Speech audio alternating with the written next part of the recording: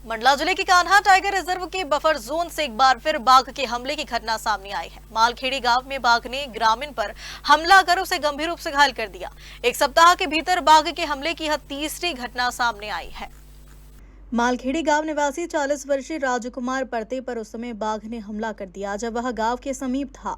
हमले में गंभीर रूप से घायल होने के बावजूद राजकुमार किसी तरह जान बचाकर पैदल अपने घर पहुंचे।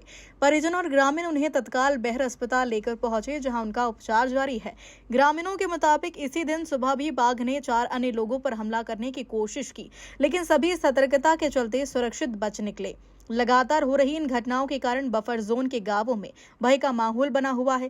लोग खेतों में काम करने और जंगल जाने से भी डर रहे हैं। ग्रामीणों का कहना है कि पिछले एक सप्ताह में यह तीसरी घटना है, लेकिन अब तक सुरक्षा के पर्याप्त इंतजाम नहीं किए गए।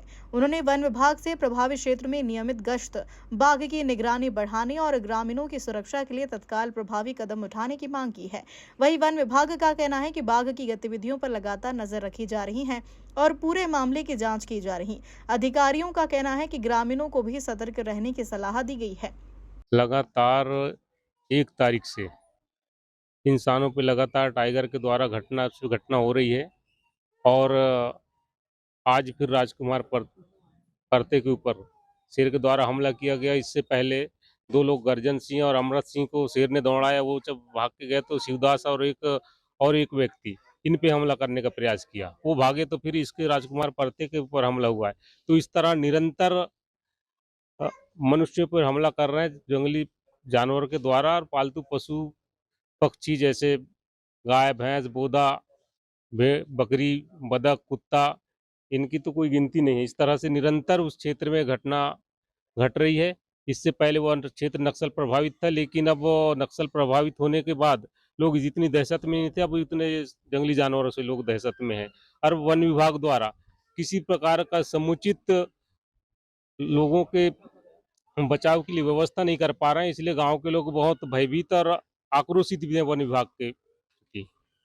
विभाग के समय पे गश्ती नहीं करता या फिर जब ऐसा कुछ होता है नहीं, ग्रामीणों को अलर्ट नहीं किया जाता।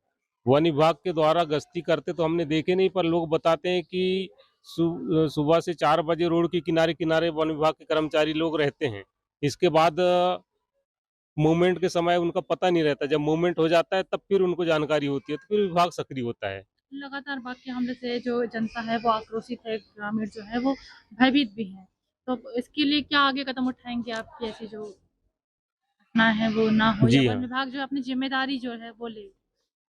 हाँ, लगातार ऐसी घटना में लोगों में काफ़ी भयभीत है और आक्रोशित है। और अगर मान लो समय पर अगर वन विभाग ने अगर कोई उचित कार्रवाई नहीं कर पाती लोगों की सुरक्षा के लिए, तो उग्र आंदोलन करने की चेतावनी जनता के द्वारा दी गई है और बार-बार यही कहा जा रहा है। और हम जैसे जनप्रतिनिधियों को बार-बार यही कह रहे हैं कि हमारे आंदोलन में आप शामिल हो, क्योंकि अभी तक जितने बाघ के द्वारा गारा किया गया, गाय, बैल, भैंस, कुछ लोगों को मिला है, कुछ लोगों को मुआवजा भी नहीं मिला है। इस तरह से जैसे अभी पूर्व में आपने सुगनी बाई के जो पर्रापुर में घटना घटी थी, तब वो ये सबके बीच में एडी साहब के द्वारा ये कहा गया था कि 72 घंटे में उनके खाते में राशि आएगी, लेकिन आज 5 से 6 दिन हो गया। आज 7 तारीख है, 2 तारीख से आज 1 सप्ताह हो गया उनके खाते में राशि नहीं आई है। तो इस तरह वन विभाग की लापरवाही चलती है, जिससे लोगों में और आक्रोश बढ़ता जा रहा है। लगातार हो रहे बाघ के हमलों से कान्हा के बफर जोन में रहने वाले लोगों की चिंता बढ़ गई है। अब सभी की निगाहें वन विभाग के आगामी कार्रवाई पर टिकी है। मंडला से सलीम खान की रिपोर्ट।